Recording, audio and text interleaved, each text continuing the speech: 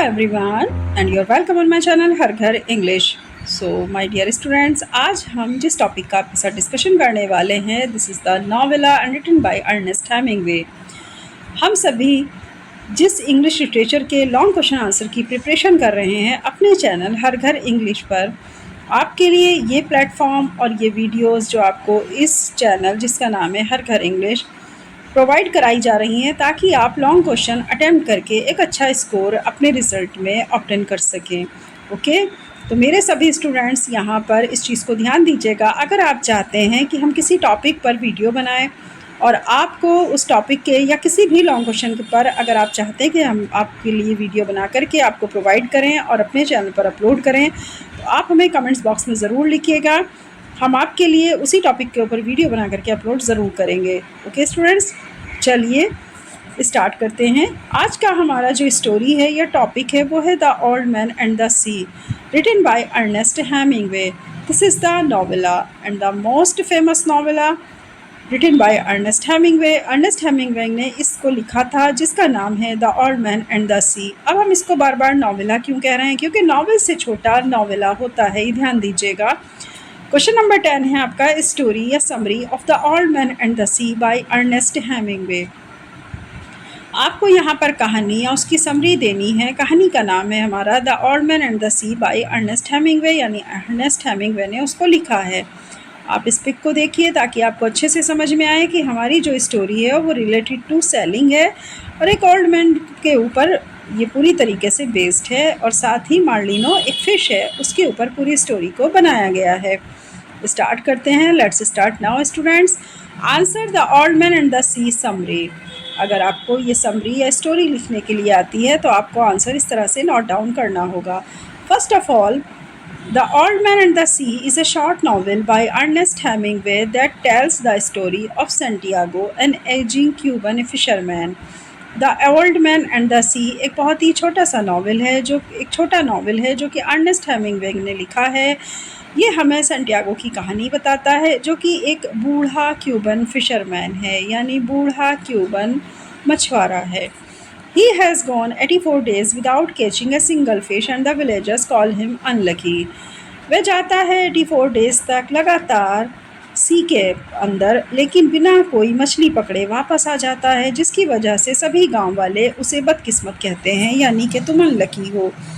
Young boy named मैनोलिन, एक नौजवान लड़का जिसका नाम मैनोलिन है, who once fished with him still loves and cares for him even though his parents have stopped him from working with Santiago.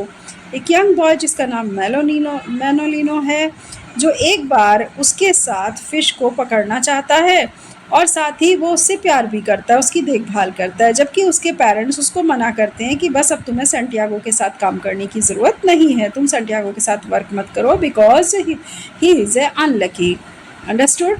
तो ये कहानी पूरी तरीके से, जो हमने आपसे कहा कि एक शॉर्ट नॉवेला है, मतलब शॉर्ट नॉवेल है, ये एक ओल्ड मैन और सी की कहानी, एक बूढ़ा आदमी और साथ ही उसका समुद्र।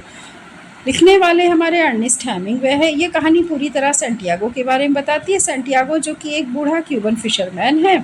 अब क्योंकि 84 डेज़ गुजर चुके, लेकिन उसे कोई एक सिंगल फिश भी नहीं मिलती, ना वो पकड़ के ला पाता है, तो सभी विलेजर्स उसको अनलकी कहते हैं। एक उसका पीपल है, मतलब उसका शागिर्द है, जो कि एक यंग बॉय है जिसका नाम मैनोलिन है। वो एक बार उसके साथ फ़िश पकड़ना चाहता है और वो उससे बहुत प्यार करता है, साथ ही सेंटियागो की बहुत देखभाल भी करता है।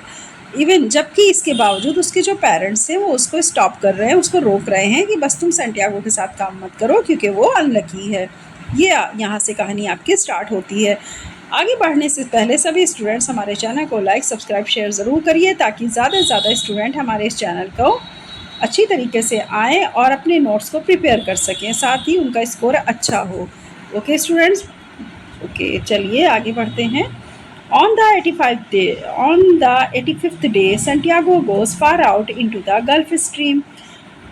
85th डे या 85 डे में क्या होता है कि सेंटियागो बहुत दूर गल्फ स्ट्रीम में निकल जाता है, यानी खाड़ी के बहाव के साथ। Determined to break his unlucky streak, वो पूरा दृढ़ निश्चय कर लेता है कि वो अपने इस टैग को हटा देगा जो उसके ऊपर बदकिस्मती का टैग लगा है। There he hooks a giant marlin, वह लेकर चलता है अपने साथ एक बहुत बड़ा हुक, जो जायंट मार्लिन है, जो बड़ी मछली है, उसके लिए। He hooks a giant marlin, the biggest fish he has ever seen. वो एक इतनी बड़ी मछली थी जिसे उसने इससे पहले कभी नहीं देखा था। The fish is so powerful that it pulls Santiago's small skiff far into the sea. Fish इतनी पावरफुल थी कि वो सेंटियागो को धक्का तक दे देती है और सेंटियागो, जो कि एक छोटी सी नाव से दूर तक उसका पीछा सी के अंदर करता है। फॉर 3 days and nights, 3 दिन लगातार और 3 रात लगातार मेहनत करने के बाद Santiago struggles with the marlin. Santiago का मार्लिन के साथ में स्ट्रगल शुरू हो जाता है। He suffers from hunger, thirst and pain, but admires the fish's strength and beauty, calling it his brother. He suffers, वे कष्ट होता है भूख का, प्यास का और दर्द का, लेकिन इसके बावजूद वो उस ताकतवर मछली की प्रशंसा करता है और उसकी सुंदरता की, और वो उसे भाई कहकर बुलाता है।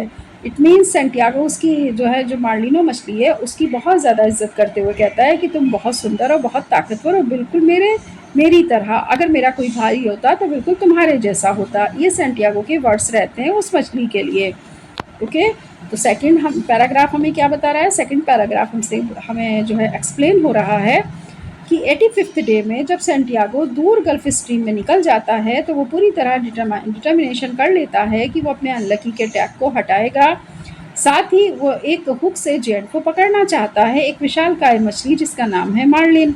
ये बड़ी मछली जो इससे पहले उसने कभी नहीं देखी। ये मछली बहुत पावरफुल है और ये सेंटियागो को अपनी तरफ खींचती है, क्योंकि सेंटियागो को धक्का देती है। पुल्स का मतलब देखिए, पुल्स का मतलब होता है खींचना, यानी सेंटियागो को अपनी तरफ खींचती है, अपनी तरफ लेती है। और साथ ही वो क्योंकि छोटी सी नाव पे था, वो इस चक्कर में यानी उस मछली का पीछा करते करते बहुत दूर सी में निकल जाता है। 3 दिन और 3 रात की मेहनत के बाद में सेंटियागो का स्ट्रगल मार्लिन के साथ शुरू होता है और वो उसके लिए कष्ट उठाता है, भूख का, प्यास का, दर्द का, लेकिन साथ ही वो फिश की स्ट्रेंथ को एडमायर करता है, यानी उसकी प्रशंसा करता है, उसकी सुंदरता की प्रशंसा करता है और उसे अपना भाई कहकर बुलाता है। ये था आपका second paragraph. Next is the finally. Finally, Santiago manages to harpoon the marlin and ties it to the side of his board. अंततः सेंटियागो इस सारी चीज़ों को मेंटेन करता है, अपने चापू से मार्लिन को बांध देता है अपनी ही बॉड की एक साइड पर। However, as he sails back, the blood of the fish attract shark. जैसा कि वो लौट रहा था अपनी समुद्री यात्रा से, तो उसने क्या अपना जो डिसीजन लिया कि बस अब उसने मार्लिन मछली का शिकार कर लिया है, तो वो क्या करता है कि मार्लिन मछली को अपनी चप्पू की मदद से उसको कब्जे में करके और बोट की एक साइड उसको बांध लेता है और अपनी समुद्री यात्रा वापस करके, क्योंकि उसे ब्लड निकल चुका था मार्लिन को, जिसकी वजह से जो शार्क मछलियाँ थी वो उस ब्लड की खुशबू से उसका पीछा करने लगती हैं। Santiago bravely fights them with his harpoon on oar and even a knife, but more and more sharks come. Santiago बड़ी ही बहादुरी से लड़ता है उन सभी शार्क से, अपने चप्पू के द्वारा, अपने नाइफ के द्वारा, अपने चाकू के द्वारा, अपने कांटे के द्वारा, लेकिन ज़्यादा से ज़्यादा शार्क्स उसकी तरफ आ जाती हैं। By the time he reaches the shore only the skeleton of the marlin remains. और उसी समय जब वो समुद्र के किनारे पर पहुंचता है तो क्योंकि सारी शार्क उसकी मछली को खा चुकी थी, उसने बोट की एक साइड उनको बांधा हुआ था, तो सिर्फ क्या मिलता है, मार्लिन का बचा हुआ कंकाल ही उसको मिल पाता है। तो ये जो लास्ट आपका पैराग्राफ था इसमें बताया गया है कि फाइनली सेंटियागो मैनेज तो कर लेता है, मार्लिन को पकड़ भी लेता है और अपनी बॉड की एक साइड उसको बांध लेता है। लेकिन जब वो समुद्र यात्रा से वापस लौट रहा था तो मार्लिन मछली क्योंकि घायल हो गई थी, तो उसके ब्लड की वजह से बहुत सारी शार्क उसे खाने के लिए अट्रैक्ट हो जाती हैं। सेंटियागो उन सब से बहुत ही ब्रेवली फाइट करता है, अपने चाकू की मदद से, अपने कांटे की मदद से, लेकिन फिर भी ज़्यादा से ज़्यादा शार्क आ जाती है। और उसी समय जैसे ही वो समुद्र के किनारे पर पहुंचता है तो देखता है कि उसने जो बोट के किनारे पर बांधी हुई थी अपनी मछली मार्लिन, उसे सारी शार्क खा जाती हैं और सिर्फ बचता है skeleton. Exhausted next and the last paragraph. Exhausted and defeated Santiago returns home and collapses into sleep. थका मांदा और हारा हुआ सेंटियागो लौटता है अपने घर और गहरी नींद में सो जाता है। The villagers are amazed at the skeleton. और सभी गांव वाले बहुत ही आश्चर्यचकित रहते हैं इस स्केलेटन को देखकर। रियलाइजिंग सेंटियागोज करेज एंड ग्रेटनेस, अब उन्हें महसूस होता है कि सेंटियागो बहुत बहादुर भी है और साथ ही बहुत महान भी। Manolin promise to fish with him again, showing love and respect for the old man.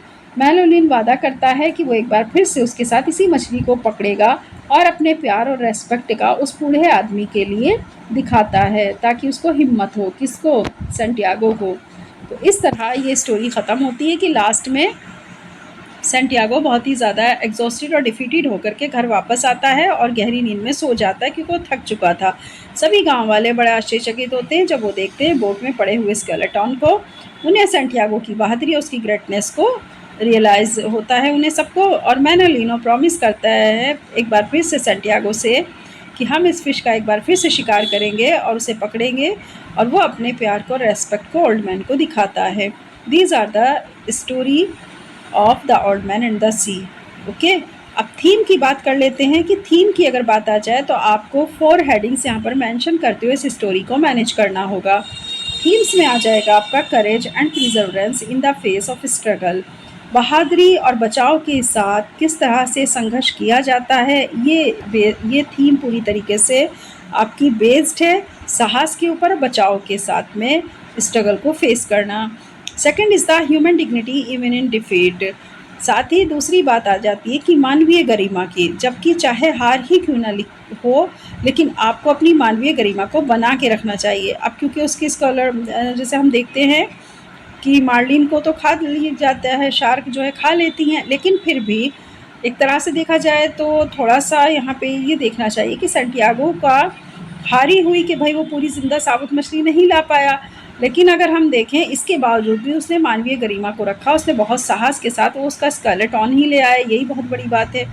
The bond between man and nature, यहाँ पर बंधन दिखाया गया है मनुष्य और प्रकृति के बीच में।